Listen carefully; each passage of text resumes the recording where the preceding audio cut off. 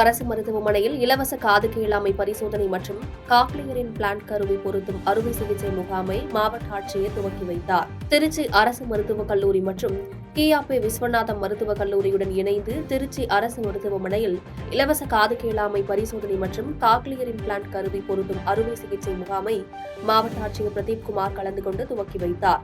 முகாமில் குழந்தைகளுக்கான அதிநவீன காது, மூக்கு, தொண்டை சம்பந்தமான மருத்துவ உபகரணங்களை பார்வையிட்டு ஆய்வு செய்து அதன் பயன்பாட்டை கேட்டறிந்தார். தொடர்ந்து மருத்துவர்கள் 6 வயதுக்குட்பட்ட குழந்தைகளுக்கு காது கேளாமையால் வரும் குறைபாடுகள் குறித்தும் அதனை நிவர்த்தி செய்யும் வழிமுறைகள் குறித்தும் விளக்கினார்.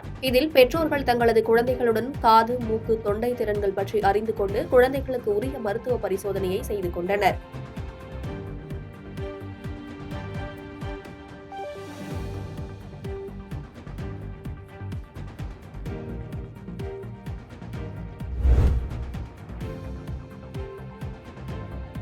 உதயநிதி அல்லது ஜோசப் விஜய் ஆகிய 2 கிறிஸ்தவர்களில் ஒருவரை எப்படியாவது முதல்வராக்க வேண்டும் என சிலர் மத பிரச்சாரத்தினை தொடங்கியுள்ளதாக இந்து மக்கள் கட்சித் தலைவர் அர்ஜுன் சம்பத் குற்றச்சாட்டு வைத்து பேசினார். திருவள்ளூர் அடுத்த பூங்கா நகர் பகுதியில் இந்து மக்கள் கட்சியின் திருவள்ளூர் மேற்கு மாவட்ட தலைமை அலுவலகத்தில் இந்து மக்கள் கட்சித் தலைவர் அர்ஜுன் சம்பத் குத்துவிளக்கு ஏற்றி திறந்து வைத்தார். பின்னர் செய்தியாளர்களை சந்தித்த அர்ஜுன் சம்பத் திருவள்ளூர் அடுத்த புலராம்பாக்கம் பகுதியில் கிருஷ்ணர் கோவில் இடிக்கப்பட்ட பகுதிக்கு சென்று நேரில் பார்வையிட தடை விதித்துள்ளது ஜனநாயக உரிமைகளுக்கு எதிரானது என்றும் மக்களுக்கு எதிரானது என்றும் கூறினார்.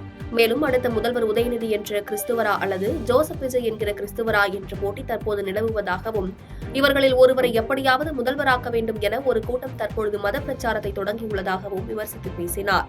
திராவிட அரசியலை தான் விஜய் முன்னெடுக்கிறார் எனவும் தமிழ் தேசிய அரசியலுக்கு எதிராக இருக்கிறார் எனவும் கூறிய அவர், ஒரு கண்ணில் தமிழ் தேசியமும் ஒரு கண்ணில் திராவிடம் என பேசுவது முற்றிலும் தவறானது என்று கூறினார்.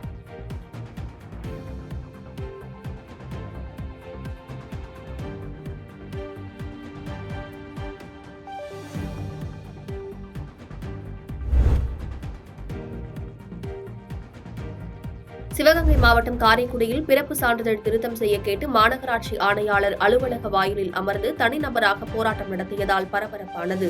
சிவகங்கை மாவட்டம் காரைக்குடியில் வசித்து வந்தவர் காளிமுத்து. இவரது மகன் சுகதேவ் காரைக்குடியில் உள்ள தனியார் மருத்துவமனையில் 13/5/1986 அன்று பிறந்துள்ளார். ஆனால் அவர் பிறந்த மருத்துவமனை 21/8/1986 என சான்றிதழ் வழங்கியுள்ளது. இதைத் தொடர்ந்து காரைக்குடி நகராட்சியில் தனது மகனுக்கு பிறப்பு சான்றிதழ் கேட்டு காளிமுத்து விண்ணப்பம் செய்தபொழுது தனது பிறப்பு தேதி மாறியுள்ளதைக் கண்டு நகராட்சி நிர்வாகத்திடம் முறையிட்டுள்ளார். ஆனால் மருத்துவமனை அளித்த சான்றிதழ் படியே அவரது மகனின் பிறப்பு சான்றிதழ் வழங்கப்பட்டுள்ளது. இந்த நிலையில் 4 ஆண்டுகளுக்கு முன்பு சிங்கப்பூரில் சட்டப்படி பதிவு திருமணம் செய்து சிங்கப்பூரில் நிரந்தர குடியுரிமை பெறுவதற்கு விண்ணப்பித்துள்ளார். ஆனால் அவரது பிறப்பு சான்றிதழ் தேதி தவறாக உள்ளதால் அவரால் சிங்கப்பூர் குடியுரிமை பெற முடியவில்லை. அதனைத் தொடர்ந்து அவரது தந்தை காளிமுத்து மதுரை உயர்நீதிமன்றத்தில் தனது மகனின் பிறந்த தேதி மற்றும் மாதத்தை மாற்றித் தருமாறு வழக்கு தொடுத்திருந்தார். இந்த நிலையில் நீதிமன்றம் அதை மாற்றித் தருமாறு உத்தரவிட்டும் 4 மாதங்களாக காரைக்குடி மாநகராட்சி நிர்வாகம் காலதாமதம் செய்ததால் காரைக்குடி மாநகராட்சி ஆணையாளர் அலுவலகம் முன்பு காளிமுத்து தர்ணா போராட்டத்தில் ஈடுபட்டார். அப்பொழுது செய்தி சேகரிக்க சென்ற செய்தியாளர்களை காரைக்குடி மாநகராட்சி ஊழியர்கள் செய்தி சேகரிக்க விடாமல் வாக்குவாதத்தில் ஈடுபட்டதால் அப்பகுதியில் பரபரப்பு ஏற்பட்டது. மே மாதம் 13ஆம் தேதி பிறந்தார்.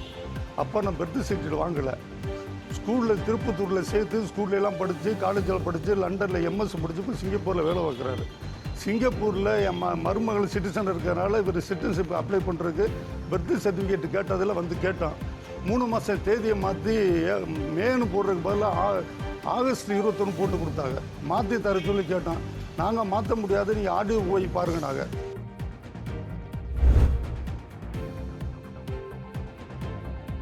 மயிலாடுதுறை அருகே அரசால் வழங்கப்பட்ட மருந்துகள் மூட்டை மூட்டையாக கட்டப்பட்டு வாய்க்காலில் வீசப்பட்ட சம்பவம் பொதுமக்களிடையே அதிர்ச்சியை ஏற்படுத்தியுள்ளது.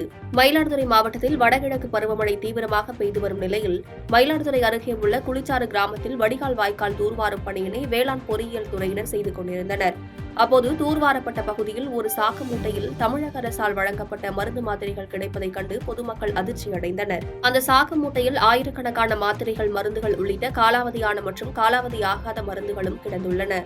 அரசு மருத்துவமனைகளில் பல்வேறு மருந்துகளை தனியார் மருந்தகங்களில் வாங்க செல்வதாக குற்றம் சாட்டும் பொதுமக்கள் அரசால் வழங்கப்பட்ட மருந்துகளை இப்படி சாக்கு மூட்டையில் கட்டி வாய்க்காலில் வீசிய நபர்களை கண்டறிந்து உரிய நடவடிக்கை எடுக்க வேண்டும் என்று கோரிக்கை விடுத்துள்ளனர். வெறும் காடா இருக்கு, அதனால உடைய வைக்காத அடியில இருந்து வெட்டுறாங்க. வெட்டும் போது இந்த காட்டுக்குள்ள இருக்கிறது மருந்து வீணா போகாதும் இருக்கு, வீணா போனதும் இருக்கு. வீணா போகும்போது 2025 வரைக்கும் டேட்டு உள்ளதும் இருக்கு. அதை அரசு மருந்தாவது எல்லாம் டேப்லெட் தான் இருக்குது. எல்லாமே பேராசிட்டமால், பாலியாக்சைடு, மற்ற சத்து பவுட்ரு எல்லாமே இதில் அடங்கியிருக்கு. இது டேட்டு எக்ஸ்பிரி ஆகாமல் நிறையாவே இருக்குது. இது மக்களுக்கு யாரும் பயன்படுத்தாமல் அரசு ஆஸ்பத்திரி சென்றால் அங்கே மருந்து இல்லை, இது இல்லைன்னு வெளியில் வாங்கிட்டு வர சொல்கிறாங்க. இவ்வளோ மருந்து இப்போ வேஸ்ட் ஆக்கி இங்கே கொண்டு குப்பையில் கொட்டுற மாதிரி காட்டில் கொட்டி வச்சுருக்காங்க யாருக்கும் தெரியாமல்.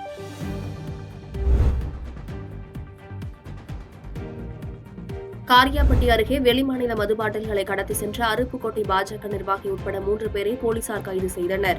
விருதுநகர் மாவட்டம் அருப்புக்கோட்டை காவல் உதவி கண்காணிப்பாளர் தலைமையில் தனிப்படை அமைக்கப்பட்டு சட்டத்திற்கு புறம்பாக விற்கப்படும் புகையிலை, குட்கா பொருட்கள் மற்றும் மதுபான பாட்டில்களை பறிமுதல் செய்து வழக்கு பதிவு செய்து நடவடிக்கை மேற்கொள்ளப்பட்டு வருகிறது. இந்த நிலையில் மதுரை தூத்துக்குடி தேசிய நெடுஞ்சாலையில் அதிவேகமாகவும் சந்தேகப்படும் வகையிலும் வந்த காரை நிறுத்தி சோதனை செய்ததில் அதில் கர்நாடக மாநில மதுபான பாட்டில்கள் இருப்பது தெரியவந்துள்ளது.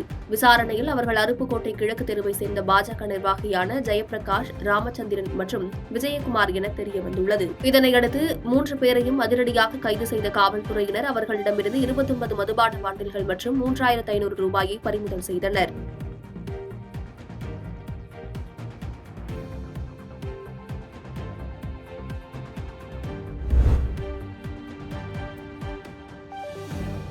காரைக்கால் மாவட்டத்தில் மழையால் பாதிக்கப்பட்ட பல்வேறு பகுதிகளை மாவட்ட ஆட்சித்தலைவர் மணிகண்டன் நேரில் ஆய்வு மேற்கொண்டார்.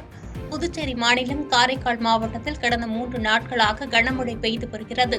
இந்த நிலையில் கனமழை காரணமாக காரைக்கால் நகர பகுதிகள் மற்றும் நெடுங்காடு, திருநள்ளாறு, கோட்டுச்சேரி உள்ளிட்ட தாழ்வான பகுதிகளில் மழைநீர் சூழ்ந்து வெள்ளக்காடாக மாறி வருகிறது.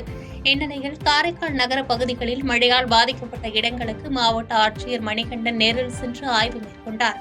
பல்வேறு பகுதிகளில் ஆய்வு மேற்கொண்ட மாவட்ட ஆட்சித்தலைவர் குடியிருப்பு பகுதிகளில் தேங்கிய மழைநீரை உடனடியாக வெளியேற்றுமாறு பொதுப்பணித்துறை மற்றும் நகராட்சி அதிகாரிகளுக்கு அறிவுறுத்தினார்.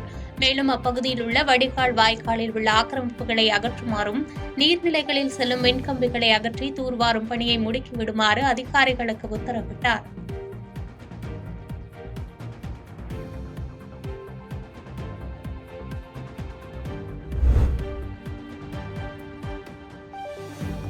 சென்னையை அடுத்த தாம்பரம் இடையே ரயில் நிலையத்தில் யாசகம் கேட்பவர்கள் மீது கடுமையான நடவடிக்கை எடுக்கப்படும் என ஆய்வாளர் பேட்டியளித்துள்ளார். சென்னையை அடுத்த தாம்பரம் கடற்கரை இடையே செல்லும் மின்சார ரயில்களில் குழந்தைகளுடன் யாசகம் கேட்பவர்கள் பயணிகளுக்கு தொடர்ந்து தொந்தரவு அளித்து வருவதாக போலீசாருக்கு தொடர்ந்து புகார்கள் வந்தன. இதையடுத்து சென்னை மாவட்ட குழந்தைகள் நலத்துறை அதிகாரிகள், குழந்தைகள் பாதுகாப்பு தன்னார்வலர்கள் ஆகியோருடன் இணைந்து ரயில்களில் சோதனை செய்தனர். அப்போது மீனம்பாக்கம், திருசூலம் பகுதிகளில் உள்ள ரயில் நிலையங்கள் மற்றும் ரயில்களில் குழந்தைகளை கையில் வைத்துக் கொண்டு பெண்கள் யாசகம் பெறுவதை கண்ட நிலையில் வடமாநில பெண்கள் 3 பேரை கைது செய்தனர். இவர்களிடமிருந்து 2 மாத குழந்தை உட்பட 7 குழந்தைகள் மீட்கப்பட்டனர். 7 குழந்தைகளும் தங்களுடைய குழந்தைகள் என பெண்கள் தெரிவித்த நிலையில் குழந்தைகளுடன் 3 பெண்களும் குழந்தைகள் நல பாதுகாப்பு அதிகாரிகளிடம் ஒப்படைக்கப்பட்டனர். இதுகுறித்து பேசிய காவல்துறை கண்காணிப்பாளர், ரயில்களில் குழந்தைகளை வைத்து யாசகம் எடுக்கும் நபர்களால் பயணிகளுக்கு தொல்லையாக இருப்பதாகவும், இனி ரயில்களில் யாசகம் எடுப்பவர்கள் மீது கடுமையான நடவடிக்கை எடுக்கப்படும் என்று கூறினார்.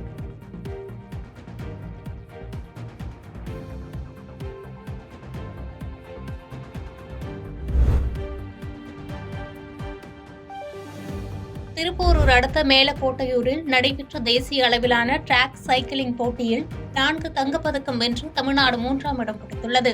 இந்திய சைக்கிளிங் சம்மேளனம், தமிழ்நாடு சைக்கிளிங் கழகம் மற்றும் தமிழ்நாடு விளையாட்டு மேம்பாட்டு ஆணையம் ஆகியவை இணைந்து தேசிய டிராக் சைக்கிளிங் போட்டிகள் நடத்தியது.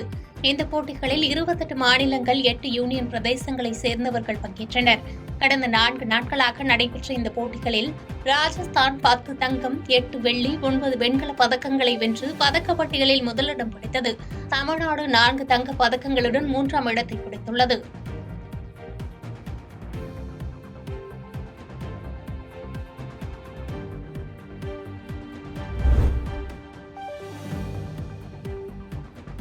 சென்னை பெருநகர காவல் ஆணையர் அலுவலகத்தில் சம்போ செந்திலின் கூட்டாளியான 2 திருந்தி வாழ வாய்ப்பு கேட்டு மனு அளித்துள்ளனர்.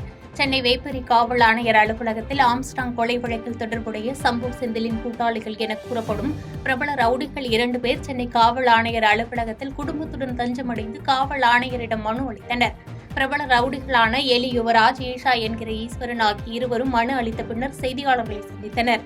அப்போது தங்கள் இருவர் மீது 3 கொலை வழக்குகள் உள்ளதாகவும், இனி திருந்தி வாழ வாய்ப்பு வழங்க கோரி குடும்பத்தினருடன் வந்து காவல் ஆணையர் அலுவலகத்தில் மனு அளித்ததாகவும் கூறினார். மேலும் ஆம்ஸ்ட்ராங் கொலை வழக்கில் தன் மீது எந்த தொடர்பும் இல்லை என்றும், தனது குடும்ப சூழ்நிலை காரணமாக இனிவரும் காலங்களில் கூலி தொழிலாக இருந்தாலும் தான் செய்ய தயாராக இருப்பதாகவும் தெரிவித்தனர். என் பேர் யுவராஜ். போன மாதத்தில் நாங்கள் பாப்பா வந்து எழுதி கொடுத்துருந்தாங்க திருந்தி வாழ்கிறதுக்காக. இப்போ திருப்பி இப்போ ஜெயிலேருந்து வெளியில் வந்திருக்கோம். இப்போ சரின்னு சொல்லியிருக்கோம். வந்து ஐயாவை பார்த்து கேட்டிருக்கோம், மனு கொடுத்துருக்கோம். என்ன பண்ணுறாங்கன்னு தெரியல, வாய்ப்பு கொடுப்பாங்கன்னு நினைக்கிறேன். இப்போ 3 கொலை வழக்கு மட்டும் இருக்குது. அதை கோர்ட்டில் அட்டன் பண்ணிகிட்ருக்கோம். சரி பண்ணிக்குவோம். ரொம்ப நாளாக ஜெயிலே இருக்குது. ரொம்ப கஷ்டமாக இருக்குது. அதனால் வீட்டுக்காக சரியாக இருக்கணும்னு நினைக்கிறோம்.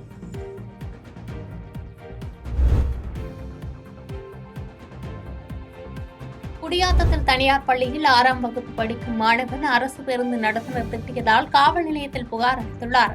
வேலூர் மாவட்டம் குடியாத்தம் அடுத்த முங்கப்பட்டு கிராமத்தைச் சேர்ந்த இளங்கோவன் என்பவருடைய மகன் தனியார் பள்ளியில் 6ஆம் வகுப்பு படித்து வருகிறார்.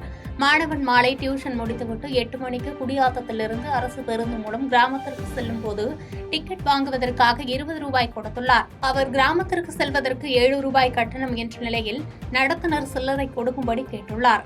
மாணவன் சில்லறை இல்லை என்று கூறிய நிலையில் அதற்கு நடத்துனர் சில்லறை இல்லாமல் எதற்கு வருகிறார் என்று வறுமையில் பேசியதாக தெரிகிறது. இதில் மனமுடைந்த மாணவன் பெற்றோரிடம் சென்று அழுதுள்ளார். உடனடியாக மாணவன் குடியாத்தம் காவல் நிலையத்திற்கு பெற்றோருடன் வந்து நடத்துனர் மீது புகார் கொடுத்துள்ளார். புகாரை பெற்றுக்கொண்ட குடியாத்தம் நகர காவல் ஆய்வாளர் பார்த்தசாரதி மாணவனை அழைத்து ஆறுதல் கூறி நடத்துனர் மீது நடவடிக்கை எடுப்பதாக தெரிவித்துள்ளார். இச்சம்பவம் அப்பகுதியில் பரபரப்பை ஏற்படுத்தியுள்ளது.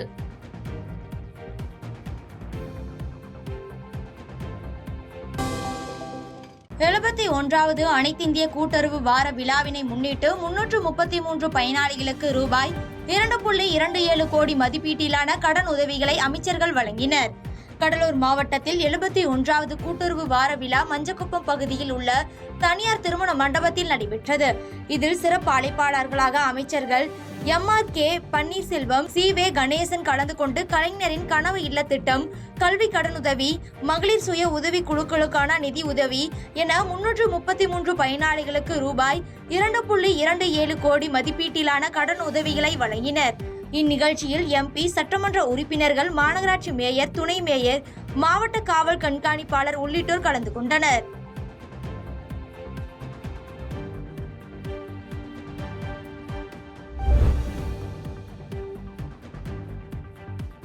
விருத்தாச்சலம் அரசு மருத்துவமனையில் உள்ள ஆண்கள் பிரிவு நோயாளிகள் சிகிச்சை பெறும் கட்டிடம் சிதிலமடைந்துள்ளதால் நோயாளிகள் அச்சமடைந்துள்ளனர். கடலூர் மாவட்டம் விருத்தாச்சலம் அரசு மருத்துவமனைக்கு நாள்தோறும் ஆயிரக்கணக்கான புற நோயாளிகளும் நூற்றுக்கணக்கானோர் உள் நோயாளிகளாகவும் அனுமதிக்கப்பட்டு சிகிச்சை பெற்று வருகின்றனர். இந்நிலையில் மருத்துவமனை வளாகத்தில் அமைந்துள்ள ஆண்கள் உள் நோயாளி பிரிவு கட்டிடம் ஆங்காங்கே விரிசலடைந்தும் சிதிலமடைந்தும் வருவதால் நோயாளிகள் அச்சமடைந்து வருகின்றனர். இதுகுறித்து தமிழக அரசின் சுகாதாரத்துறை கட்டிடத்தை ஆய்வு மேற்கொண்டு உரிய நடவடிக்கை எடுக்க வேண்டும் என நோயாளிகள் மற்றும் பொதுமக்கள் கோரிக்கை வைத்துள்ளனர்.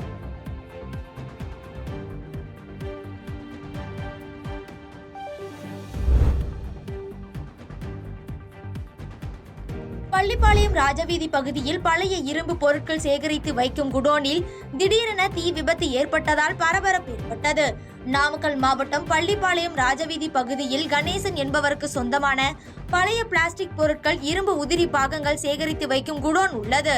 இந்நிலையில் இரவு 11 மணி அளவில் பூட்டிய இரும்பு கடையில் உள்ளே இருந்து திடீரென தீப்பிடித்து எரிவதை கண்ட அக்கம் பக்கத்தினர் நீரை ஊற்றி தீயை அணைக்க முயன்றனர். தொடர்ந்து வெப்படை தீயணைப்பு நிலையத்திற்கு தகவல் தெரிவிக்கப்பட்ட நிலையில் தீயணைப்புத்துறை வீரர்கள் சுமார் 2 மணி நேரத்திற்கு மேலாக போராடி தீயை முழுவதுமாக அணைத்தனர். இந்த தீ விபத்தில் சுமார் 3 லட்சம் ரூபாய் மதிப்பிலான பொருட்கள் எரிந்து சேதமடைந்துள்ளதாக தெரிய வந்துள்ளது. மேலும் இதுகுறித்து பல்வேறு கோணங்களில் பள்ளிப்பாளையம் போலீசார் விசாரணை மேற்கொண்டு வருகின்றனர். இதனால் அப்பகுதியில் பரபரப்பு ஏற்பட்டது.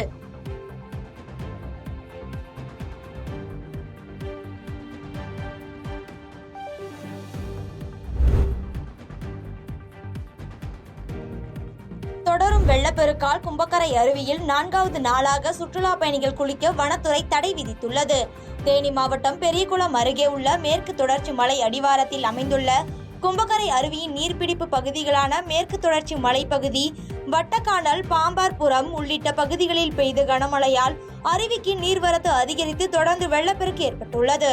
இதனால் சுற்றுலா பயணிகளின் பாதுகாப்பு கருதி அருவியில் குளிக்கவும், அருவி பகுதிக்கு சென்று பார்க்கவும் 4வது நாளாக வனத்துறையினர் தடை விதித்துள்ளனர்.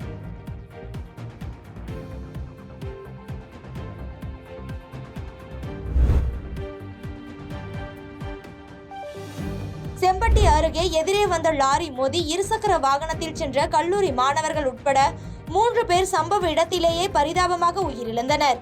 திண்டுக்கல் மாவட்டம் பட்டி வீரன்பட்டி அருகே சித்தரேவு கிராமத்தைச் சேர்ந்தவர் ராமசாமி என்பவர் கன்னிவாடி வன சரகத்தில் வனக்காப்பாளராக பணியாற்றி வருகிறார். இவர் பணி முடித்து தனது இருசக்கர வாகனத்தில் சென்று கொண்டிருந்த போது தனியார் கல்லூரியில் 1ஆம் ஆண்டு படிக்கும் கல்லூரி மாணவன் மற்றும் மாணவனின் நண்பன் இருவரும் லிப்ட் கேட்டு இருசக்கர வாகனத்தில் சென்று கொண்டிருந்துள்ளனர். அப்பொழுது கூலம்பட்டி பிரிவு என்ற இடத்தில் எதிரே வந்த லாரி இவர்கள் மீது பயங்கரமாக மோதியதில் 3வரும் சம்பவ இடத்திலேயே பரிதாபமாக உயிரிழந்தனர். இந்த விபத்து குறித்து செம்பட்டி போலீசார் வழக்கு பதிவு செய்து விபத்தில் உயிரிழந்த 3 பேரின் உடல்களை கைப்பற்றி பிரேத பரிசோதனைக்காக திண்டுக்கல் அரசு மருத்துவமனைக்கு அனுப்பி வைத்தனர். இச்சம்பவம் அப்பகுதியில் சோகத்தை ஏற்படுத்தியுள்ளது. பாதகம் செய்பவரை கண்டால் நாம் பயங்கொள்ளலாகாது பாப்பா, மோதி மிதித்து விடு பாப்பா, அவர் முகத்தில் உமிழ்ந்து விடு பாப்பா. அண்மை செய்திகளை உடனுக்குடன் தெரிந்து கொள்ள இணைந்திருங்கள் இயம்நாடு தொலைக்காட்சியுடன். பாதகம் செய்பவரை கண்டால் நாம் பயங்கொள்ளலாகாது பாப்பா, மோதி மிதித்து விடு பாப்பா, அவர் முகத்தில் உமிழ்ந்து விடு பாப்பா. அண்மை செய்திகளை உடனுக்குடன் தெரிந்து கொள்ள இணைந்திருங்கள் இயம்நாடு தொலைக்காட்சியுடன்.